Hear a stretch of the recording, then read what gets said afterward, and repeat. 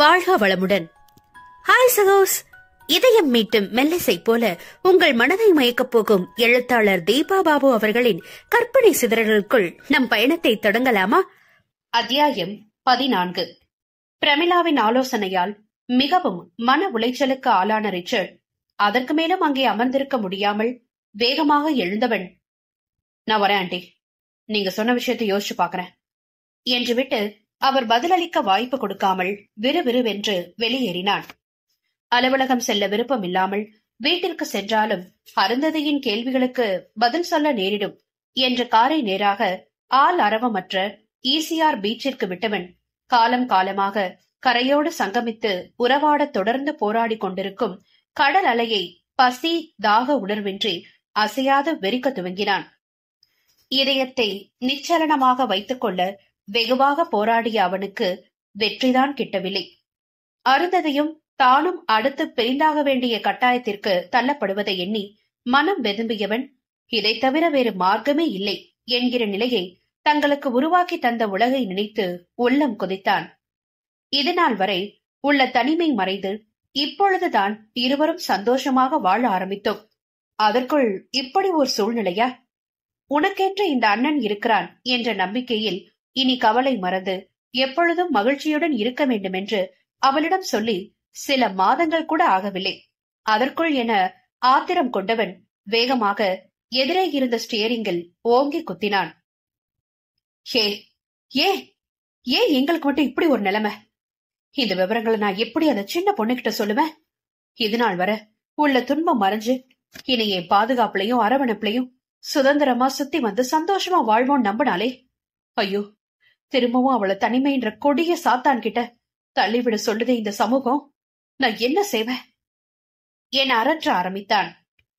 இருட்ட தொடங்கிய வேளையில் தன் உள்ள சோர்வை மறைத்து வீட்டிற்கு வண்டியை விட்டவன் அயர்வுடன் இறங்கி 4 அடி எடுத்து வைத்திருப்பான்.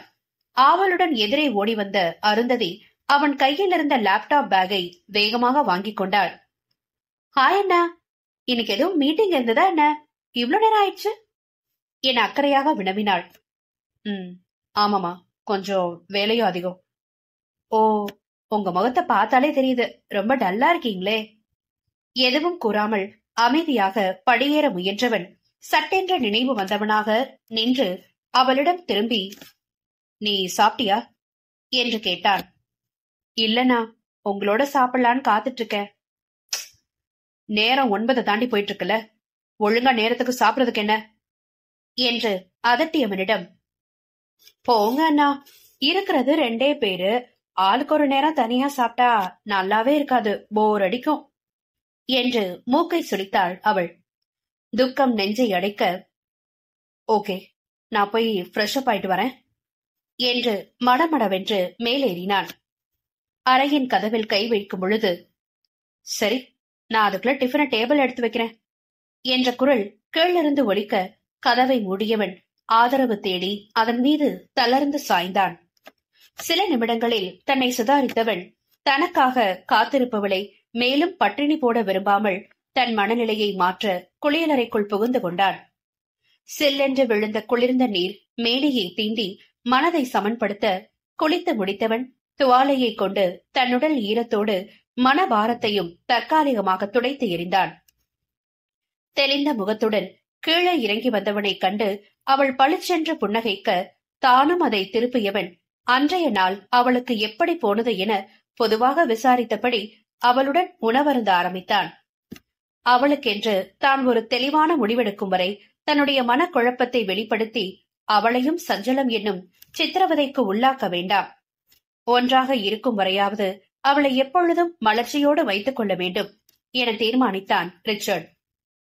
உணவை முடித்த பின் வழமையான பழக்கங்களில் ஒன்றான சற்று நேரம் இயற்கை காற்றையும் இரவின் கொழுமையையும் ரசித்தபடி தோட்டத்தில் நடைபயில ஆரம்பித்தார்கள்.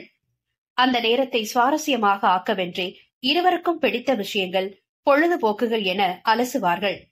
ரிச்சர்ட் வெளியிடங்களுக்கு வெளிநாட்டிற்கு சென்று வந்த அனுபவங்கள் குறித்தும் அவனிடம் ஆர்வமாக கேட்டு தெரிந்து கொள்வாள் அருந்ததி. கைமறைவில் நாசுக்காக கொட்டாவி ஒன்றை வெளியேற்றியவன், தூங்க போலாமடா என்றவளிடம் கேள்வி எழுப்பினான். ஓகேண்ணா, உங்களுக்கு வேலை அதிகம் வேற சொன்னீங்களே, குட் நைட் என குழந்தையாக முறுவளித்தாள். கனிவுடன் அவள் கன்னம் தட்டியவன் பெண் மெல்ல தயக்கத்துடன் விரல்களை விலக்கிக் கொண்டான்.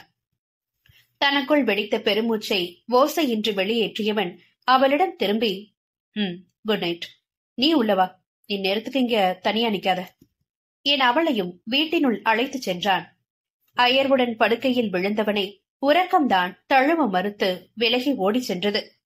புருவம் சுருங்கி இருக்க நேரெதிரே வெறித்தபடி யோசனையில் இருந்தவன் நள்ளிரவு வேளை தாண்டும் நேரம் தன்னை மறந்து உறக்கத்தில் ஆழ்ந்தான். தொடர்ந்து வந்த நாட்களில் ஏற்கனவே அருந்ததையை சேர்த்திருந்த பள்ளிக்கு சென்று அங்குள்ள போர்டிங் வசதிகளை பற்றி கேட்டறிந்தவன் அவளை அப்பிரிவில் சேர்த்து விட்டான். விடுமுறை நாட்களில் என்கிற பெரிய கேள்விக்குறி அவன் முன்னே எழ, அந்த நாட்களில் உள்ளூரிலேயே அவள் தங்குவதற்கான மாற்று ஏற்பாடுகளை சற்றும் விருப்பமின்றி வேதனையோடு செய்தவன் வீட்டிற்கு திரும்பி தன் அறையில் மெல்ல விரக்தியோடு ஓய்ந்து அமர்ந்திருந்தான். அண்ணா, இன்னைக்கு நீங்க ஃப்ரீயா என்றபடி தயக்கத்துடன் அவன் எதிரே வந்து நின்றாள் அருந்ததி. என்ன கேட்க வருகிறாள் என்று புரியாமல், என்னமா என நெற்றியை சுருக்கினான் ரிச்சர்ட். இல்ல, போன வாரம் ஏதோ ஒரு அனிமேஷன் மூவி புதுசா வந்திருக்கு, ரொம்ப நல்லா இருக்குதான், பாக்கலாமான்னு கேட்டீங்களே, மறந்துட்டீங்களா என்றாள் அப்பாவியாக.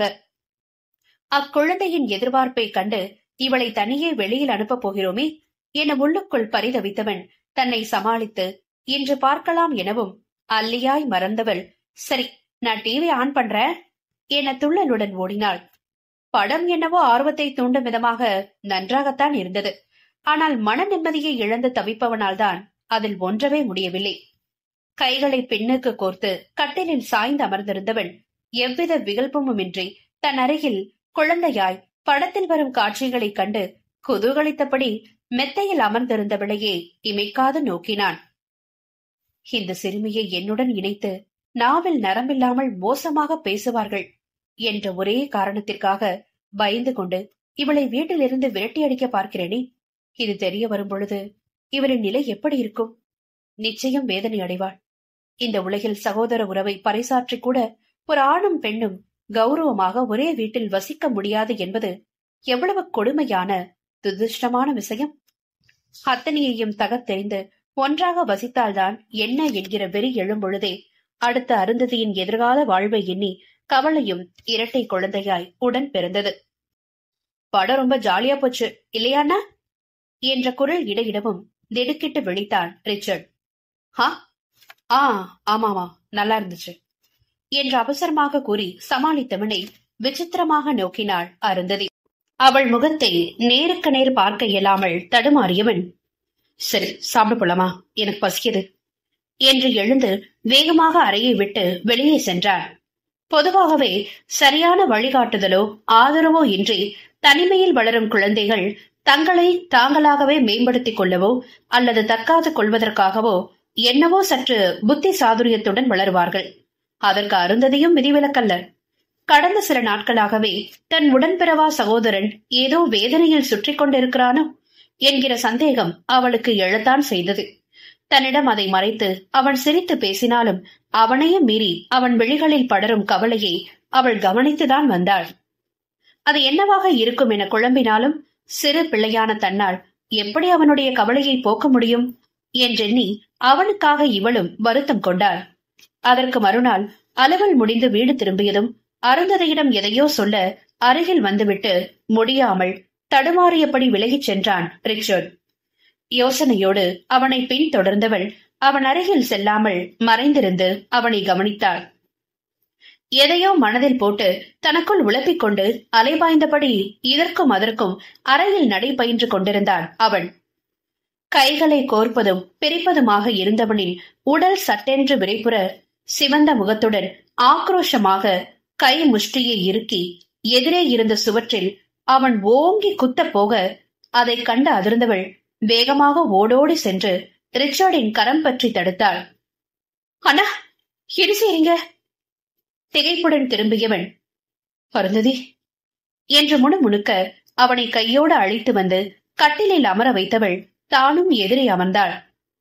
தன்னுடைய வாழ்நாளில் கடந்து வந்த இத்தனை வருடங்களில் எத்தனையோ மனிதர்களையும் பெரிய தொழிலதிபர்களையும் நேருக்கு நேர் நிமிர்வுடன் சந்தித்து எதையுமே சரியாக கணித்து வெற்றியுடன் செயல்பட்டு வந்தவனால் இன்று தன்னெதிரே தன்னையே ஆழ்ந்து பார்த்தபடி அமர்ந்திருக்கும் சிறுமியை ஏறிட்டு பார்க்க முடியாமல் தலை குனிந்திருந்தான் ரிச்சர்ட். இதுவரை அவனுடைய பிரச்சனை என்னவாக இருக்கும் என்று குழம்பி தவித்த அருந்ததிக்கு சற்று முன்னர் தன்னிடம் பேச முடியாமல் அவன் தடுமாறியதையும் தற்பொழுது தன் முகம் காண அவன் தயங்குவதையும் வைத்து பிரச்சனையின் மூலமே நாம் தான் என மெல்ல புரிந்து போயிற்று. அண்ணா என அழைத்து தன் பிடியிலிருந்து அவன் கரத்தை மெதுவாக அழுத்தினாள். தயக்கத்துடன் தன்னை நோக்கியவனை கண்டு மென்மையாக முறுவளித்தவள், கொஞ்ச நாளாவே நீங்க மனசுல எதையோ போட்டு ரொம்பவும் குழப்பிட்டு இருக்கீங்க. அது எனக்கு புரியுது. அது உங்ககிட்ட விசாரிக்க நினைச்சாலும் சின்ன பொண்ணான என்னால எப்படி உங்களுக்கு உதவி பண்ண முடியும்னு நினைச்சுதான் வருத்தத்தோட அமைதியா ஒதுங்கி இருந்தேன். ஆனா பிரச்சனையோட மூலமே நான் தான். என்னால மட்டும்தான் அதை தீர்க்க முடியும்னு இப்போ தெளிவா புரியுது என்றாள் அமைதியாக.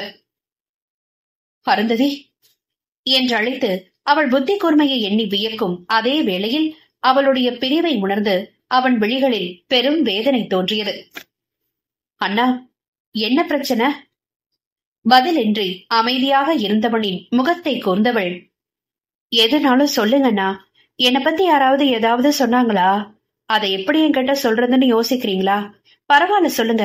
யார் என்ன சொல்லியிருந்தாலும் நீங்க என்ன விட்டு கொடுத்திருக்க மாட்டீங்கல்ல, அது எனக்கு நல்லா தெரியும் என புன்னகைத்தாள் சிறுமி.